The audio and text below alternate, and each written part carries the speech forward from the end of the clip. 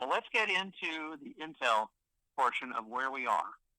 And fortunately, I did get some information this afternoon and this evening that sort of filled up what we needed to learn about the intel.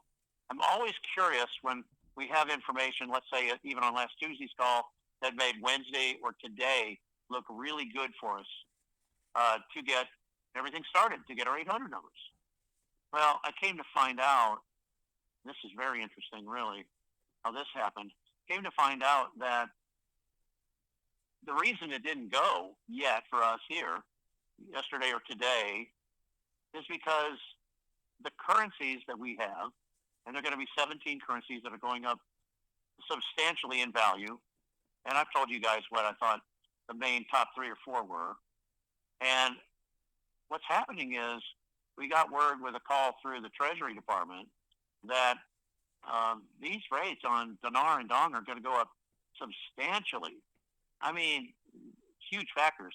And what's interesting about it is it looks like they need for that to happen before we get started. So we're not far away from it, but the information we're getting is pointing more toward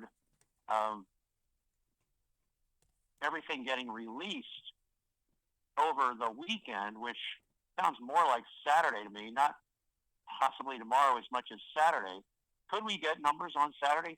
Yes, we could.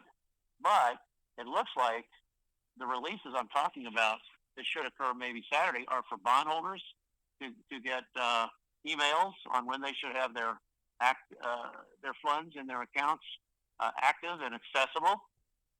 And it just looks like with the Easter weekend here Saturday, Sunday, that it looks more like it's going to end up being about a Monday start for us. We could get notified Saturday and set appointments for Monday. I don't think we're going to have any redemption centers open Sunday on Easter Sunday. I hope not. But I think Monday is definitely in play. Easter Monday is in play.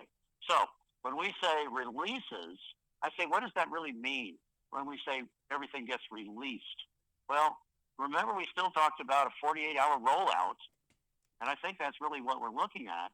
But it brings not only the weekend into play, but it brings Monday and therefore Monday, Tuesday into play again.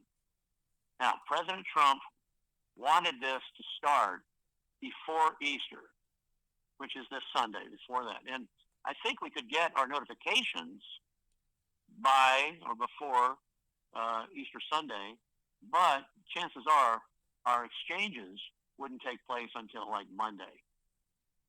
And that was, it's like, oh man, I know that we want it to go before Easter and get started before Easter, but it looks like, from what I'm hearing from all sources, it could be a weekend event for notifications, but a start of exchanges like Monday.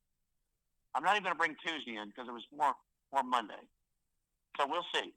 We'll see. But I believe the main reason is for the currencies to trade up so much higher in value. In fact, Sunday night when the Forex reopens, we should see higher rates, and the rates on the screens will be many factors higher than they're actually showing today. And they're on the screens now at the Redemption Center. And I know roughly where the rates are now, but I think we're going to dramatically see an increase in these rates, and that's what we're getting. The other thing that we're getting is if you're invested in gold and silver, you probably made a pretty good investment because we're hearing those two precious metals, and I don't know about palladium and platinum, they'll probably go up too, but they're going to go up pretty substantially in value. And we've heard of that for years. And I said, well, why this jump in price on gold? Why this looks like a major jump in the price of silver? Could be as early as next week. Why? And my theory was that because those metals are being used to back currencies, gold-backed currencies, and silver-backed too, in the sense of other currencies and virtual crypto coins. So if you're invested in gold and silver, that's probably a pretty safe bet for a pretty solid increase for you. So let's see if there's anything else that I can think of. Bob, I don't know if you're still listening, Bob, but do you remember the question that you asked me about that I was going to try to talk about tonight? Seemed like it was a non-issue, but I can't remember what it was. If you're there, it was great. It was in regard to the Forex. Oh, yeah, okay, thanks. Yeah, people were asking about the Forex. How do you see the rate on Forex? Well, Forex back in the old days was something you could find and you could go on and you could track currency values. And I don't know when this was instituted. I'm going to say 3, 4, 5 years ago, Forex was not something the public could even find or look at. That's because all these exotic currencies are starting to be tradable, especially in the last week or so, when we've got 17 currencies that were exotic currencies going up in value substantially. And so the Forex is something, unless you're a trader in currencies and you have a subscription that you pay for Forex, you're really not going to know. You're not going to be able to get to it, see it. So that sort of takes care of people that want to track on the Forex. Now, it doesn't mean that you can't find the value of certain currencies, but the Forex is a huge trading platform with major currencies, usually about 16 major currencies that are in trading pairs. So-and-so, this currency and that currency trading together. It could be the U.S. dollar and the Great British Pound, or it could be against the Swissy, which is the Swiss franc, or it could be the euro in relationship of trading pairs. Now, with the advent of all of these new currencies that we have tradable now, that are showing up on our redemption center screens and our bank screens, I don't know how many different trading pairs there are going to be, or if they're going to use them that way. Probably they still will. But the biggest thing we've got is the advantage of using the redemption centers as opposed to banks to get the higher rates. Now, the dong theoretically is going to, I'm going to say both dinar and dong, and of course the ZIM's not available except at the redemption center, but I think you're going to find that you'll get the best possible rate at redemption centers.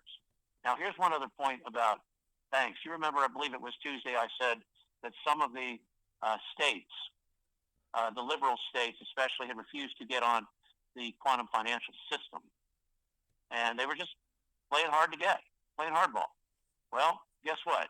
Those mom and pop banks, those neighborhood branches, they were all taken over by HSBC, Wells Fargo, Chase, and Santander Bank, otherwise known as Banco Santander. Okay? Those 4 banks have taken over these bank branches that were reticent in making the changes they needed to make. They took them over, and now all states, and we had 3 initially, it ended up there were 7 states that we had issues in. Well, all of those states now have come to the party, and we're all banks now are fully interconnected on the quantum financial system, the Starlink system, using blockchain technology. They're all crypto, digitized. Everything is good to go. So we could go, but now they're saying, wait, we want these rates to be higher. And that's what's going to happen. That's what's supposed to happen somewhere around Sunday night, Monday. That's why we're not exchanging over the weekend. That's why we could get notified. It's possible we get notified Saturday or Sunday, but more than likely we're not going to start exchanges until Monday. So that was the explanation that I was given on that. Beyond that, 2 things. One, if you're registered with your email on bigcalluniverse.com, you're good to go. We'll be sending an email out with the toll-free number when we get it.